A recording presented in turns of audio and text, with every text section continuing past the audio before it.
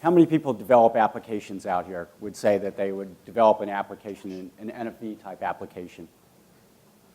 Good. Oh, thank you. All right, so Josh Bottum, about 30 years in technology, worked for both service providers and for vendors. Currently been with Cisco for a while. This is part of a slide deck that I show to our customers and talks about how we transform service revenue and costs. And this is just a quick setup. We've talked about this in quite a bit, but this particular document we typically, I like to look at and start the conversation with service providers on, and it was the white paper that came out in October of last year. So it's about a year, right? And it's the white paper that was written by these SDN and OpenFlow World Congress members. And we've talked about this pretty much about moving all these applications onto high volume compute, storage, and switch. What I think is interesting is the date and the people that are listed here, right? You have the AT&T, you have the BT. It's really, a lot of it is the larger service providers that have an R&D department. And then we move forward, right? And I saw this study, I thought it was kind of interesting, right? It's from Light Reading, and it talked about the NFV Pull, people's attitudes towards NFV. I don't know if anybody has seen this, but what I thought was interesting is I went through and as I was interviewing various carriers, whether their attitudes matched what we saw here, right? I mean, you definitely have the true believers. Probably a lot of people in the room are true believers, right? But then you have about half the people who aren't. And I would say when this study was done, NFV what was a lot bigger. I do think that NFV is starting to get more recognition in the industry. But there are quite a bit of this group right here, even within an organization. So you'll find these people that get it right away, and they stand up and say, sign me up, right? What do we do? And they'll overlook any issue, every issue, because they know that this is the way that they want to go. And then you have these slow-footed people. So I thought that was interesting. Another data point, right? So in October we saw the Etsy use cases. I believe that's the date that it came in. But the interesting thing that I got out of this is that it's basically everywhere, right? It's the core, it's fixed, it's mobile, it's CDN, it's managed CPE, it's home gateway. And I'm going to focus the rest of the discussion that I have here on what they call the VECPE model. So that's basically where we're going to go forward on just one of the use cases. And in fact, we'll probably dive into a subsegment of one of those use cases. So at Cisco, we have a terminology, virtual managed service, right? And it basically maps into this virtual enterprise CPE. And today, what you'd have is, out on the customer prem, these colored being appliances that would be, let's say, an Adtran router, a Fortinet firewall, and an Aruba wireless LAN controller. And of course, you could do all that with anybody's technology, but lots of people do it with ours. What we have people asking us in NFV is where does this technology move to, right? And one place that people want to move it to is on the prem, right? So you might have a router, it has a processor in it, and basically you have an x86 processor there, and you could run it out on the customer prem. You could run it in the POP right next to where you're going to aggregate your customers, right? Right next to the provider edge. Or you could run it over here in a data center, less centralized. And you could run it all three places, right? So we get people talking to us about each of these and combining these. So before I go into why it's important to the service provider, I like to look and see, do the end users, will they take it, right? Will they accept it? So searching around, I found this study. I'm not saying that it's a perfect study, but it's one that's kind of representative of what's going on in the marketplace, and I think it's relevant. So you have the Forrester, pretty respected, right? And it's talking about how will your firm primarily manage and deploy the following technologies in the future, and they, how much do they see third-party manage, outsource, or as a service? And the trend is, 48% of the people said that they were going to use that in 2010, and it goes up to 65 in 2012. Directionally correct. So yeah, we're probably in the right place. People want to outsource or have managed types of offers for CPE. Then why did they want to do it? Right? So what are the end users saying that they want? Improved cost savings, more flexibility for business and IT, focus on core competency, simplify OpEx, and reduce CapEx, right? Capital outlay.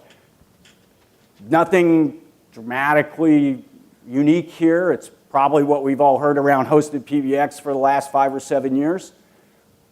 It's interesting, though, as a data point. Then I went out and I kind of looked and saw, well, what are we offering as an industry? And this is kind of representative of one of the offers that I saw from AT&T. And this is directly from a website. You can pull it right off. I don't know if it's still up there. But I looked at this and it said, here are an AT&T managed firewall RFP response. And here are the 7 most common failures. And I said, OK, which ones of these would NFV potentially impact? Right? So incorrect sizing.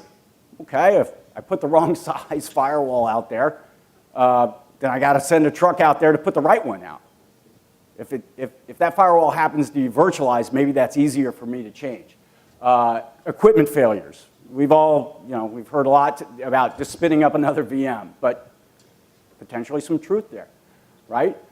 Inadequate enforcement of security policies. Maybe, you could probably do that today, but NFV may be allowed the folks to be able to see what's going on a little bit better. Interference with upgrades and updates, again, being able to spin up a VM, I think it makes it easier. You could make that argument that you could run redundant or fall back and forth a lot easier, and untimely administration. So anyway, I think that you could make a case that NFV could affect 5 out of the 7. And here's a Verizon wide area access acceleration, offer. And again, I pulled this right from the web. And a managed WAS offer with CPE, to me, looks a little complicated, time-consuming, and expensive. So when I look down this, right, you have to select in this offer, the end user, between 40 CPE models. You have to obtain and install and interconnect all the equipment. You have to ensure that it stays compatible with what Verizon says, all security policies. You have to get an analog line. You have to get this console. You have to make sure the security license or the software license that you stay in line with the obligations there. And you have to have physical security for all that equipment that you put out on the customer prem. Right beyond that, there's these charges, right? You have these administration charges. So dispatch charge, expedite charge, after-hours install charge, and all these add moves and changes. And these aren't small, right? $600, $350. Anyway, you go down here and say, OK, maybe NFV can impact 10 out of the 11 that I picked here. Obviously, a slanted use case, but anyway, it makes my point. So I think that it's very interesting that we see AT&T as a leader in this space, right? So now we're at September. I'm kind of bouncing around on the dates, but this is less than a year from the ETSI. AT&T comes out with their 2.0, their Supplier Domain 2.0 program, right? And we've talked about all the what is NFV here, but why? Right? Driving time to revenue, cost performance leadership, new service and apps, security performance reliability, and new business and revenue models. Right? I mean, I'm not sure anybody is going to tell Wall Street better than that of why one of the biggest companies in the United States is going this direction.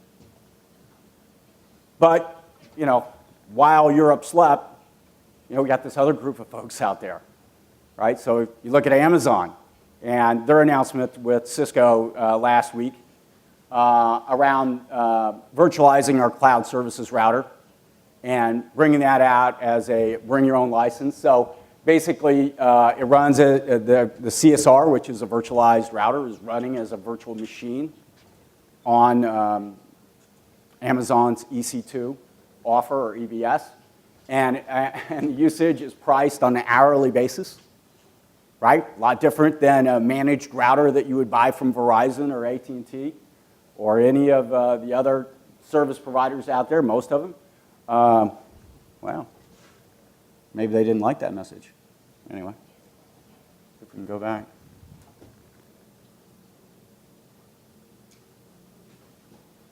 Eric, I don't know, we're out of connection here. So as he's working on that, they get the VPN functionality that they're expecting, the same management tools that they're used to, and the reasons why they put this in was that the end users wanted enterprise-grade VPN functionality, right? And when you look at the market share, whatever, Cisco has 80-something% of the access router market share. So for them, the business case was really easy. But these type of use cases, right, for this group of customers, they get it, right? I mean, their whole culture is built around virtualization. They're not afraid of it, as opposed to maybe the previous couple who seem to be kind of leading. And then you have a whole nother group of folks that are the NFV what people. And I think that the NFV what people are going to run into challenges as they go forward, because we'll see as I proceed where they may run into impact problems. So did I do something wrong, or did I think so? Just freak out on us?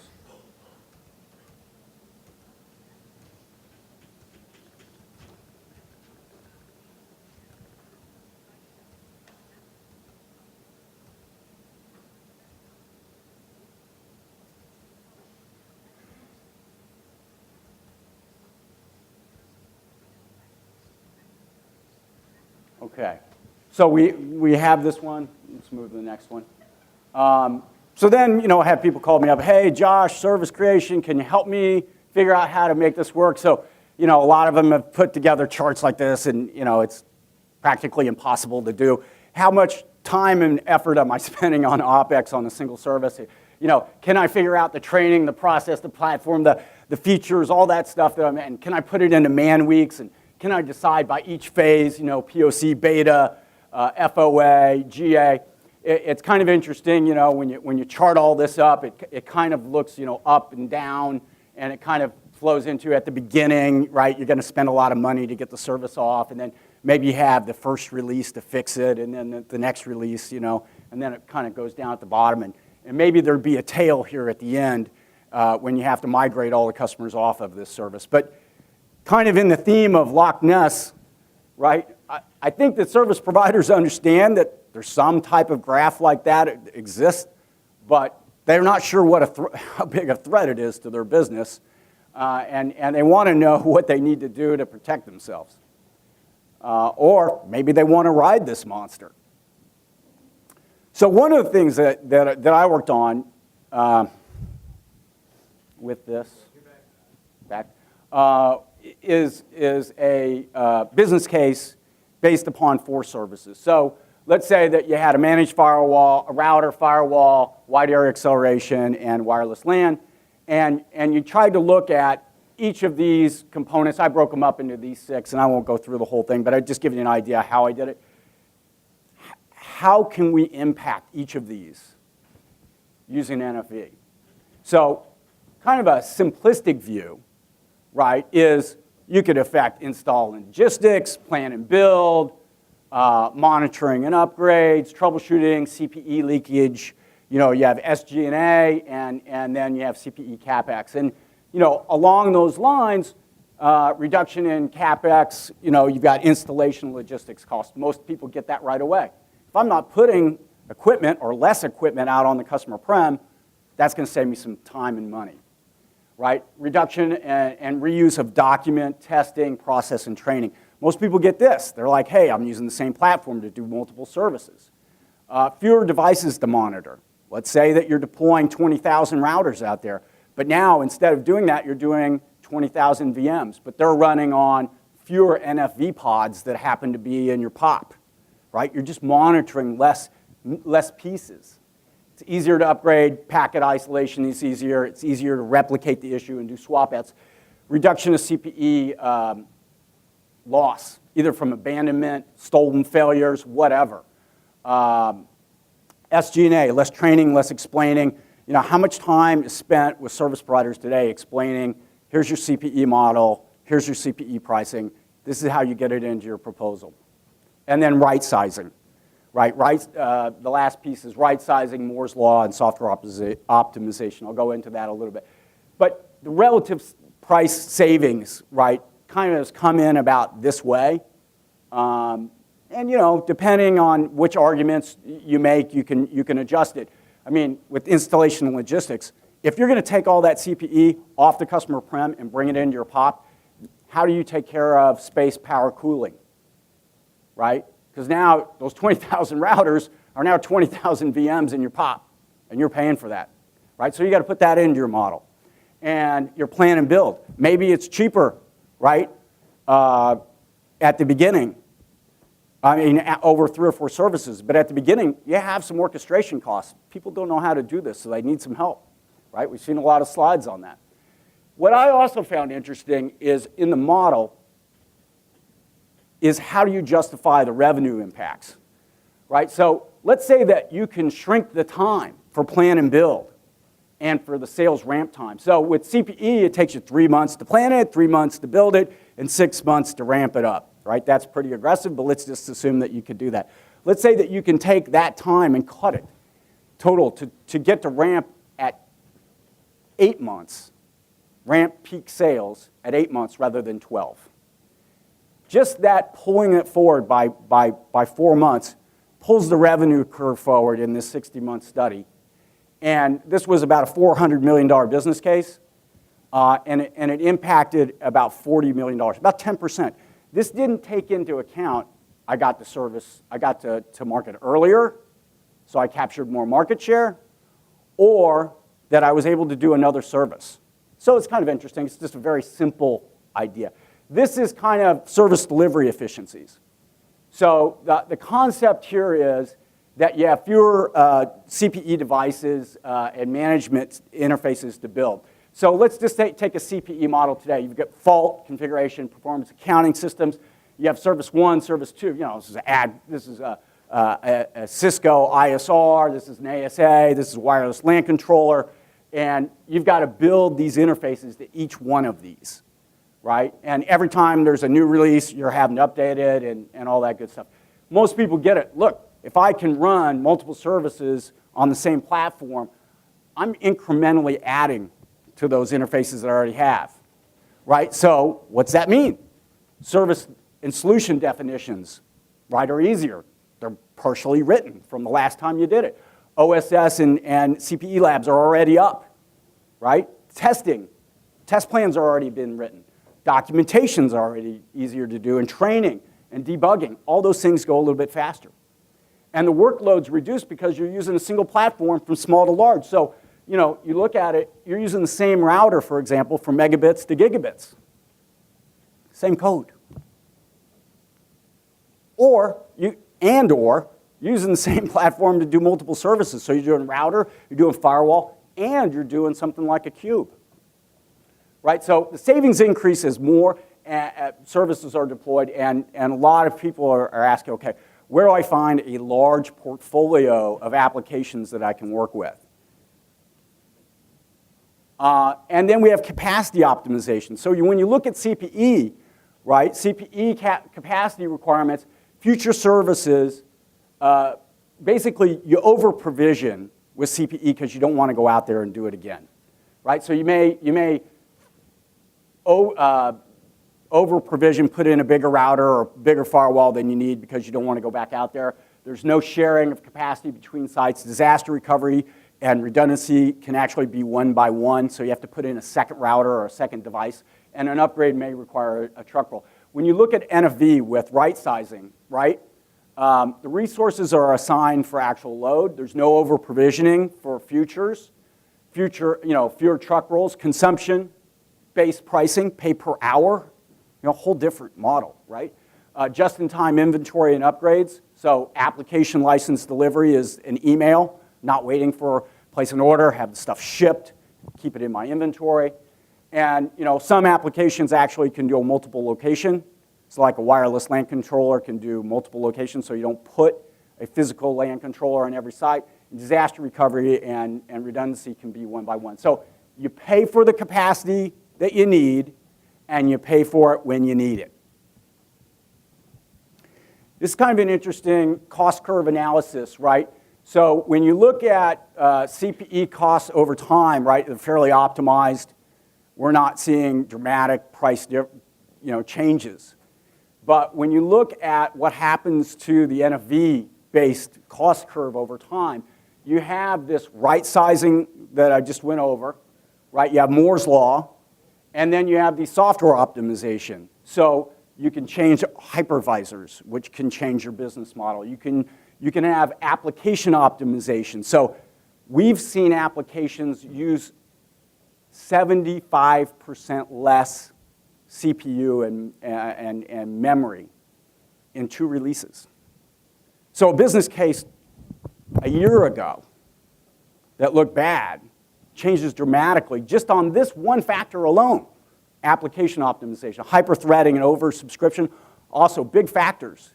And this is what makes the business case a little bit hard to figure out, because you have all these things that you have to bring into the equation and make some assumptions on, and then you got to figure out, when is my service going to come out? And a lot of people think these lines are going to cross, right, from a CapEx standpoint. Sales process efficiencies. Most of us who have put out a managed service before know that you spend a lot of time on training the salespeople, the SEs, on the CPE model, speeds, feeds, and pricing. Basically, with NFV, you get rid of a lot of that. In fact, probably almost all of it. And so there's fewer options. It's easier to explain. There's fewer mistakes.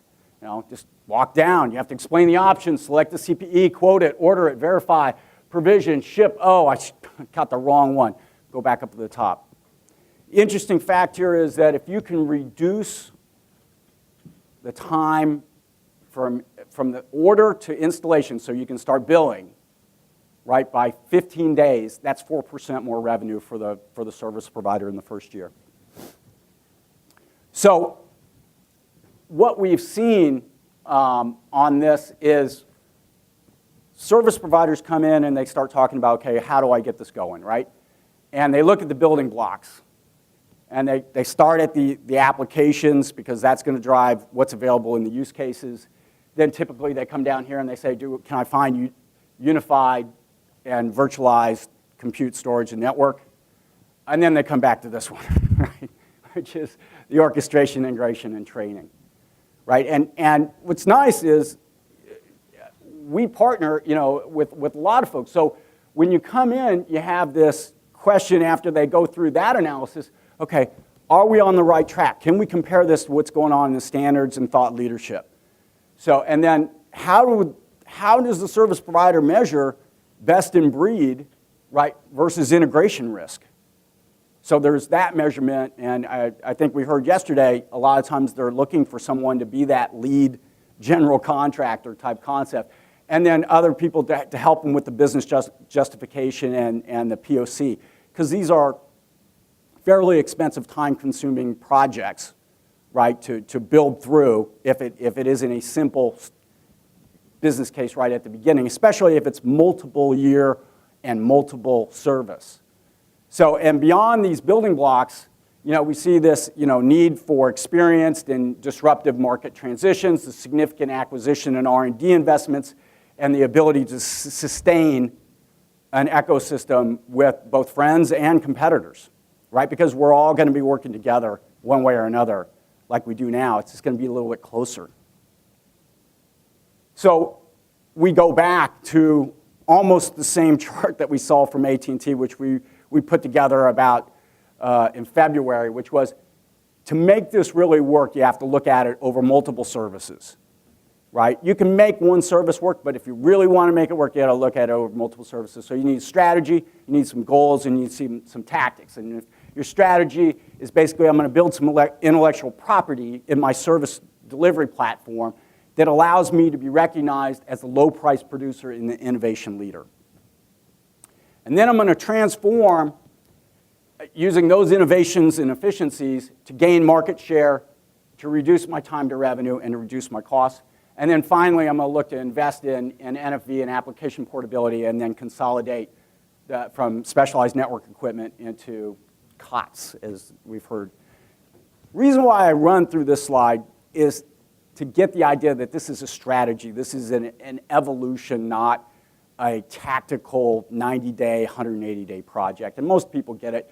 It takes a little bit of convincing, though, to say, okay, let's look at these business cases that take 4 or 5 services and take 60 months or longer to kind of really go all the way through and see all the benefits. But I do think that we're seeing, because of the cost curves, even the short-term business cases getting better very quickly.